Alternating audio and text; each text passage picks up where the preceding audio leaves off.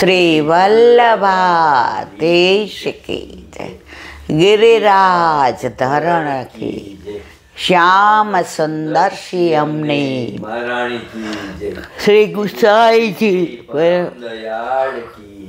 શ્રી ગોકુલ નાથ કી જય, દાવ દયાળ કી જય, श्री नवनीत प्रिया लाल की अपने माथे बिराजता सेव्य स्वरूप के बधाई वैष्णव ने जाजा करीन जय श्री कृष्ण। शीत ऋतु શિયાળાના દિવસો હવે 40 દિવસ વ્રજમાં બહુ ઠંડી. કાલે આપણે ગદેલ એકાદશીની વાત કરી હતી, અરે પૂનમની વાત કરી હતી. આ 40 દિવસ વ્રજમાં તો આપણા ઠાકોરજી વ્રજવાસી સાવરો છે, એટલે આપણા ઠાકોરજીને હવે ડબલ ગદેલ, અંગીઠી, પછી સૌભાગ્ય સૂંઠ દરેકના ઘર પ્રમાણે હોય. કોઈના ઘરે આજથી ધરાય, કોઈના ઘરે ગુસાઈજીના પ્રાગટ્ય ઉત્સવથી ધરાય. પણ મને તો એટલી ખબર પડે, યથા દેહે તથા દેવે. ઠંડી બહુ પડતી હોય તો આપણા છોકરાઓને આપણે જેમ ગરમ સામગ્રી આપીએ, વસ્તુ પ્રસાદ, એમ ઠાકોરજીને એ પ્રમાણે જોઈએ. દરેકને પોતાના ઠાકોરજી જ્યાં પુષ્ટ કરાવ્યા હોય એ ગુરુદેવની આજ્ઞા પ્રમાણે કરવાનું. સિવાય કે સેવા કૃતિ ગુરુ આજ્ઞા બાધનમ વહારી છે. ગુરુની આજ્ઞા પ્રમાણે કરવું, પણ છોડવું ક્યારે? જ્યાં ઠાકોરજી સાક્ષાત આજ્ઞા કરે. હવે એટલું તો આપણા કોઈનું સામર્થ્ય નથી, આપણી કોઈની ભક્તિ નથી, એટલે ગુરુની જ આજ્ઞા પ્રમાણે કરવું.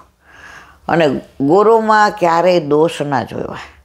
ગુરુમાં દોષ જુઓ તો તમને જે મેળવવાનું હોય એ તો ના મળે, પણ મેળવેલું જતું રહે. એનો એક નાનો દાખલો આપું તમને, નાની વાત.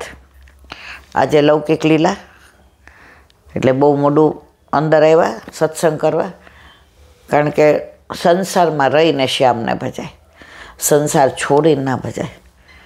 એટલે હતા આજે વૈષ્ણવ જ, પણ થોડું 19-20 વાતો કરી. તો આયે મેરે નંદ નંદન કે પ્યારે. તો એક નાની વાત, એક ગુરુકુળ હતું, અને પહેલાં તો ગુરુકુળમાં જ વિદ્યાર્થીઓ ભણતા. એમાં રાજાનાય છોકરા આવે, દિવાનનાય આવે, ને પ્રજાનાય આવે, બ્રાહ્મણનાય આવે. પેલા એવો ભેદભાવ નહોતો. જેને ભણવું છે એ આશ્રમ પ્રમાણે આવે. બ્રહ્મચર્યાશ્રમ, ગૃહસ્થાશ્રમ, વાનપ્રસ્થાશ્રમ અને સંન્યાસાશ્રમ. તો પહેલાં ભણવા માટે બધા એને ગુરુકુળ મૂકતા, અને એવું ફી ને આન તેને એવું નહોતું. છેલ્લે જે આશ્રમની અંદર દેવાનું થાય એ દક્ષિણા આપતા હતા. જેવી રીતે ઠાકોરજીએ સાંદીપની ઋષિને ત્યાં ભણવા ગયા તો 16 દિવસમાં 64 કલા. આ તો કલા નિધાન હતો, પણ મનુષ્ય ધર્મ જન્મ લીધો હતો એટલે મનુષ્યની જેમ લીલા કરતા હતા. હવે ભણી લીધું એટલે કીધું ગુરુ દક્ષિણા. એટલે ગુરુએ કીધું આપ અમારે ત્યાં રહ્યા એ જ અમારા માટે તો ગુરુ દક્ષિણા. પણ સ્ત્રીઓ હોય ને એને થોડો લોભ હોય. ગુરુ પત્નીને પૂછ્યું, ગુરુ મૈયા આપને કોઈ? તો કે હા, મારો મરેલો પુત્ર પાછો લાવી દો. અને ઠાકોરજીએ લાવી દીધો. હવે આ બધી લીલા તમે જાણો છો, એટલે આનું અનુસંધાન કરતી નથી. એવી રીતે અહીંયા 30 વિદ્યાર્થી હતા, અને બધાને અત્યારે તો વહેંચવું પડે કે તારે આ કામ કરો. એટલા સમથી રહે, જે વહેલું ઉઠે એ બુહારી કરી નાખે, બગીચાનું કામ કરી નાખે, પાણી પાઈ દે. બીજો ઉઠો એ ગાય દોઈ લે, બછરાઓને ધવડાવે, ગાયોને પાણી પાય, ઘાસ નહીં રહે. ત્રીજો હોય એ સવારના બધાને દૂધની વ્યવસ્થા કરે, ગુરુદેવની પર્ણકુટીની અંદર બધી વ્યવસ્થા કરી દે.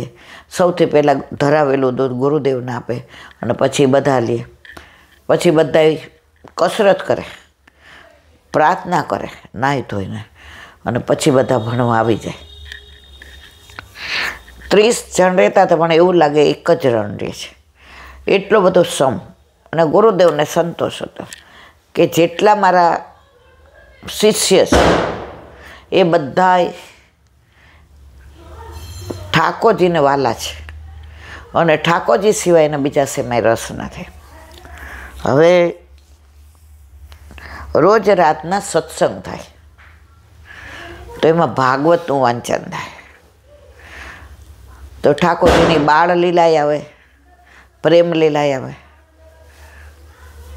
પછી મહાભારતની વાત નીકળે તો ગુરુ દ્રોણાચાર્ય આવે કે એકલવ્ય પાસેથી એમ કે દક્ષિણામાં અંગૂઠો લઈ લીધો હતો. હવે એમાં એક વિદ્યાર્થી હતો,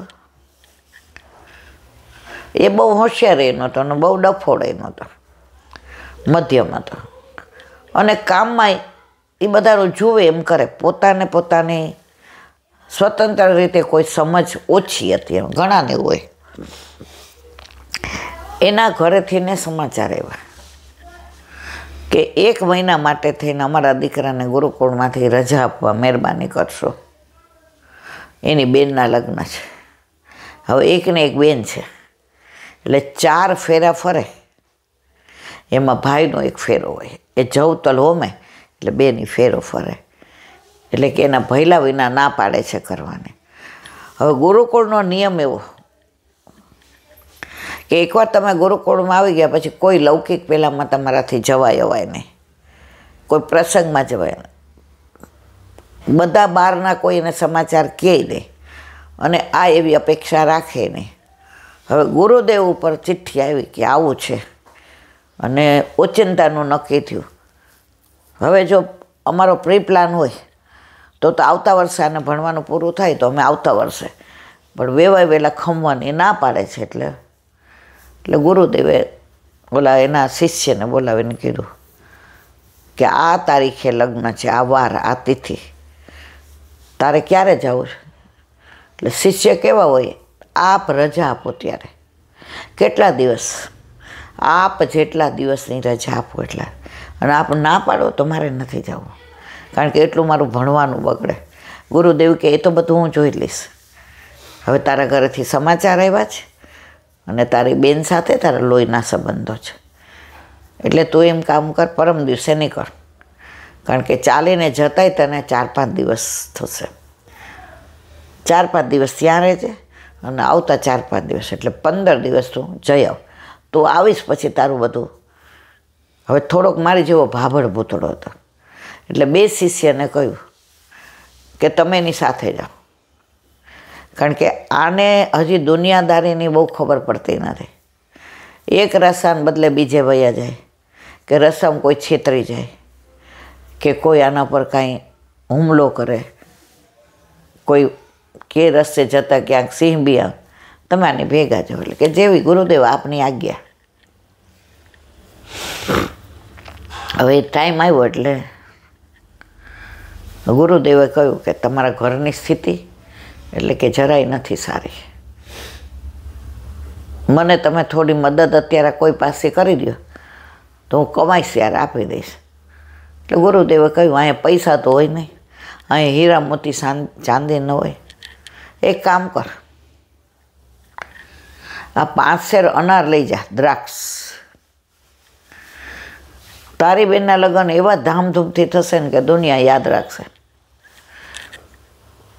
એટલે 2 ઓલા શિષ્ય હતા એને કીધું કે લ્યો તમે વારાફરતી ઉપાડજો, 5 શેર છે. આની પાસે એના 2 જોડી કપડાં ને બધું છે એટલે આ થાકી જશે. ગુરુદેવ પોતાના શિષ્યનું કેટલું ધ્યાન રાખે છે. પોતાના કરતાં પોતાના શિષ્યને પોતાના બાળકની જેમ રાખે છે અને શિષ્યને ઓળખી જાય કે આ કઈ રીતનું છે, આને કેવી રીતે સાચવવાનો. હવે નીકળ્યા ત્રણેય. હવે 5 શેર દ્રાક્ષ હતી એટલે ગુરુદેવે કીધું 2 અઢી શેર લઈ લ્યો, એટલે એક જણને ભાર ન લાગે. એટલે ઓલાએ કીધું થોડી હું, તો કે ના તારે જરૂર નથી. શિષ્ય રાજી થઈ ગયા કે ગુરુદેવના સુખનો વિચાર આપણે નથી કરતા, પણ આપણા સુખનો વિચાર ગુરુદેવ કરે છે. 2.5 કિલો આપી ગુરુદેવે એને તિલક કર્યું અને કીધું તારી બેનના લગ્ન એવા ધામધૂમથી કરજો કે દુનિયા જોતી રહી જાય. હવે ત્યાંથી નીકળ્યા આશ્રમ દેખાતો બંધ થયો. એટલે બિચારો ઓલો શિષ્ય હતો ભાભર ભૂતળો, એ કે ગુરુદેવ આપણી યાર મારી યાર કેવું કર્યું? શિષ્ય કે કેવું કર્યું? એ કે આ 5 શેર દ્રાક્ષમાં ધામધૂમથી થાય લગ્ન, આનું શું આવવાનું? અને વેચીએ પૈસા આવે, અને આવે તો મારી બેનને ખાલી સાડી ન દઈ જવાય. ગુરુદેવ આવું ના કરવું જોઈએ. એટલે ઓલા બે શિષ્ય કાંઈ ન બોલ્યા. એને ગુરુની અનન્યતા હતી અને ગુરુદેવના વચનમાં પૂરો વિશ્વાસ હતો કે આ અનાર આપી છે, દ્રાક્ષ આપી છે, એની પાછળ કંઈક કારણ હશે. ગુરુદેવ આપણે 5 વર્ષથી, તારે વર્ષ બાકી છે, અમારે તો થઈ ગયા છે, અમે તો હવે ગુરુદેવની સેવા કરવા 1 વર્ષ રહ્યા છીએ કે ભાઈ બધા સાથે બહાર નીકળીએ. પણ કશું બોલે નહીં, પણ મનમાં બે એવું વિચાર કરે, ગુરુદેવે અત્યાર સુધી કોઈની દક્ષિણા નથી લીધી. રાજાના કુંવર આવે તો જે પણ એ દક્ષિણા આપે એમાંથી ને બધાનું અનાજ આવે ને, તેલ આવે ને, ઘી આવે ને, ગાયના ઘાસ આવે ને, અને પર્ણકુટીમાં વરસાદ આવે તો ઉપર પેલું બધી વ્યવસ્થા. બાકી ગુરુદેવે આજની તારીખ સુધી હાથમાં પૈસો પકડ્યો નથી. પણ ઓલાને કાંઈ જવાબ ન આપ્યો. હવે ઘરે આવ્યા એટલે માએ કીધું કે સારું થયું. એ કે જો બેન તારી જ રાહ જોતી હતી. એ કે આ બેને ભાઈબંધને લઈ હોય કે હા, એ ત્યાં અમારા ગુરુદેવના અમે બધા શિષ્ય છે. મારે એ કે લગ્ન પતે એટલે પહેલાં એવું હતું 5 વાનાના લગ્ન હોય, 10 વાનાના હોય. એટલે કે હા કાંઈ વાંધો નહીં, 5 વાનાના લગ્ન છે એટલે બેનને વળાવી અને માંડવો વધાવીને તું તાર નીકળી જાજે. કે તારું ગુરુદેવે જે કીધું એ આજ્ઞા પ્રમાણે કહેવાનું. હવે રાત સાંજે પહોંચ્યા હતા. માએ તો રસોઈ બધું લાપસી ને, મગ ને, ભાત ને, રોટલા ને બધું બનાવ્યું, પ્રસાદ લીધો. ત્યાં બહારથી ને કોઈ ખવાસ ઢંઢેરો પીટે કે કોઈની પાસે અનાર હોય તો લઈને આવો રાજાને ત્યાં, કોઈના પાસે અનાર હોય તો રાજાને ત્યાં આવો, તમને માલા માલ કરી દેશે. હવે રાજાની કુંવરી માંદા હતા, 6 મહિનાથી વૈદોની દવા કરતા હતા અને પ્યોર કૃષ્ણ સિવાય કુંવરી સેનવાય માને નહીં. એટલે કોઈ એમ કે અહીંયા માતાજીને નહીં, કુંવરી કે કૃષ્ણ સિવાય હું કોઈનું દર્શન કરવા નહીં જાઉં. મારો મિત્રય કૃષ્ણ છે, મારો પ્રિયતમય કૃષ્ણ છે, મારો પતિ કૃષ્ણ છે, મારો બાપે બધું મારું કૃષ્ણ. હું કૃષ્ણ સિવાય કોઈનું કશું લઈશ નહીં, હું ક્યાંય દર્શન કરવા જઈશ નહીં, હું કોઈ ભગવાનનો પ્રસાદ લઈશ નહીં. પ્યોર પુષ્ટિ માર્ગીય. હવે વૈદો થાકી ગયા એટલે કીધું રાજા આ જીવલેણ રોગ છે, હવે તો કુંવરી સૈયામાં દેખાતાય નથી, હવે તો ભગવાનનું નામ લ્યો.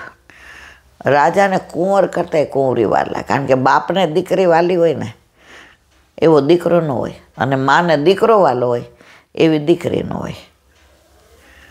કરોડો જન્મના પુણ્ય કર્યા હોય ને ત્યારે એની ભેટ રૂપે ઠાકોરજી દીકરી આપે છે કે લે તારા સારા કર્મો મેં સ્વીકાર્યા છે. હવે આ દીકરી એટલી વાલી